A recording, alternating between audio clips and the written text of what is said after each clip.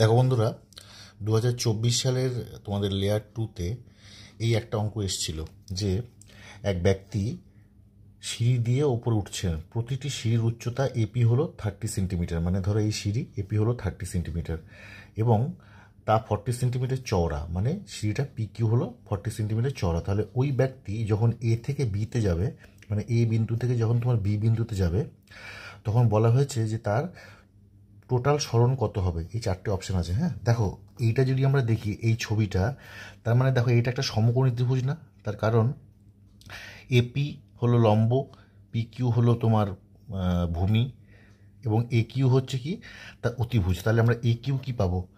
এ Q equal বলতে পারি না root over AP square plus P Q square. তার মানে কী পাবো? রুট ওভার আমাদের 30 স্কোয়ার প্লাস 40 স্কোয়ার, বা এটা কি পাবো 900 প্লাস 1600, মানে তোমাদের 2500, তাই তো?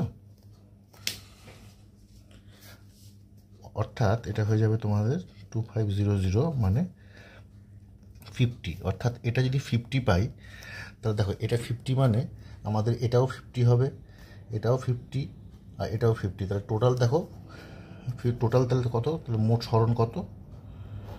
মোট সরণ ইজ ইকুয়াল টু হবে 50 ইন্টু 4 সেন্টিমিটার, মানে 200 সেন্টিমিটার। তো এটা একটা এক্সাম্পল তোমাদের 2024 সালে এসেছিল। তার উত্তর কত হবে? সি। ঠিক আছে।